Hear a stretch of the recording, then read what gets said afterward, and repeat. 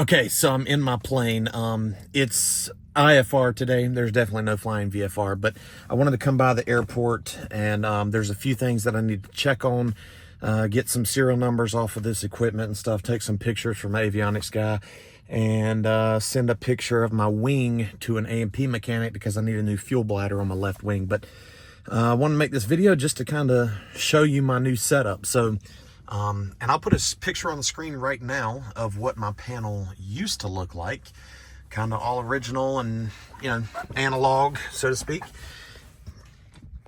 And now you can see what it currently looks like. So, new yokes, first thing, with the autopilot disconnect at the thumb, push to talk at the pointer finger. New engine control cables to include carb heat, throttle, mixture, or throttle, prop, and mixture. New flap knob there. Everything down here is pretty much the same as it was, but from here up, all new panels. So new panel as far as a physical metal panel, powder coated engravings done on that metal panel here. All these switches stayed the same, but I did switch from fuses to circuit breakers. The primer and strainer handle stayed the same, ignition the same, master the same. Avionics master was added. Digital clock with USB charging there. This is a Dynon D30. It's a backup altimeter, attitude indicator, and all that good, airspeed indicator, all that good stuff. These are both the same. They're both the Dynon HDX Skyview 10-inch displays. I have a remote transponder built into that, so I don't have a physical faceplate on a transponder here. It's built in here. It's all touchscreen. Audio panel is the Garmin GMA 340. That's what I had before, and I kept that just because it was previously updated and not a whole lot wrong with that. This is the Garmin GNC 355, I believe. It does have a comm radio, one comm radio touchscreen on it as well, but no transponder or anything. That's all done on here. And then this is the Garmin, I don't know the model number, 240 maybe. I'm not really sure, but this is a nav and a comm radio. So, and again, all this kind of talks to each other. And then down here is autopilot controls for the Dynon system. So autopilot, flight director, heading mode, track, altitude, vertical speed indicator, airspeed, VNav, nav, all the controls. Altimeter set, altitude bug selector, heading bug selector. Wing flap indicator down there, that's original, but it's also duplicated up here. And on these displays, I also have all of my, I have a full engine monitoring system built in as well now. And even though it's not powered up right now, I was going to power it up, but that might be for a different day just because it's kind of still raining and I don't feel like trying to take the cover off and get it all cleaned up, ready for me to be able to spin the prop. And I don't want to just turn the master on and burn through the battery just sitting here, but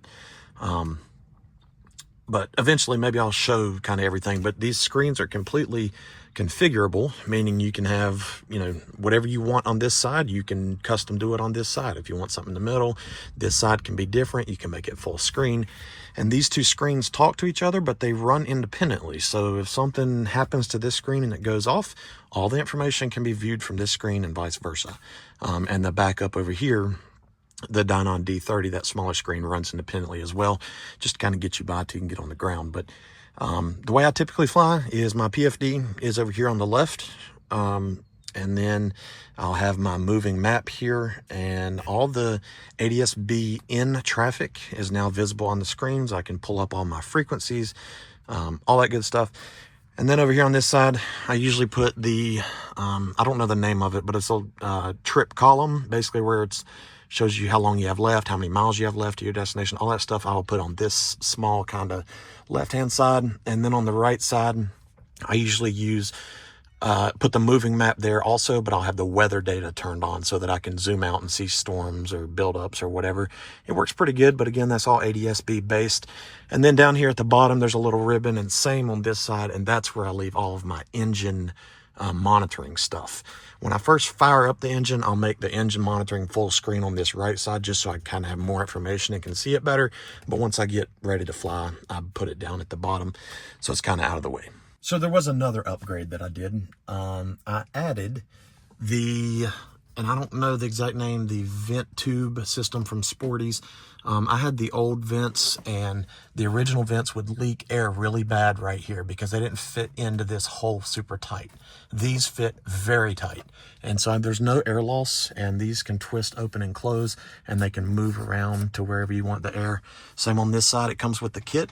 And there's rubber O-ring gaskets that ensure that it's completely airtight. I guess the reason I mentioned that is if you're thinking about that, or if you're super hot in the summertime and you're wondering why you're not getting good airflow, or in my case, your wife is starting to feel sick because it is so hot in here and there's not a lot of airflow, considering upgrading to those vent tubes. I don't know the exact name, but I know I got them from Sporty's, and they are kind of pricey, but in my opinion, well worth it. I've had them less than a week, but I've flown 3 times since then on very hot days, and there is a noticeable difference. So if you're wondering, be sure to check them out.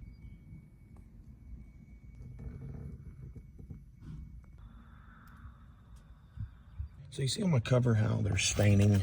It's because right here, if the fuel is completely full, the bladder leaks down and fuel leaks out of the bladder. So the solution for that is a new bladder. The wings, the fuel tanks in my wings are rubber bladders inside the metal wing. The one on the left, since I bought it in Florida, the one on the left is dry rotted on the top, because if you don't fill that fuel all the way up and just halfway, the part that has the fuel almost stays lubricated, but the top half gets dry rotted. So if I fill the fuel all the way up on the left side, it will leak. It's not actively leaking right now because now I know that, and so I just don't fill it all the way up with fuel. I fill it halfway or 3/4 of the way. But I do have a new fuel bladder. I just need an A&P mechanic to be able to help me install that bladder, the labor. So I needed to get some pictures of that so I can send them to the mechanic so he can give me a price. And then, yeah, got some databases updated, got some other pictures for some avionics stuff I'm working on. Just needed to come by and kind of do a few things on the plane, but now I'm done. I'm heading back home.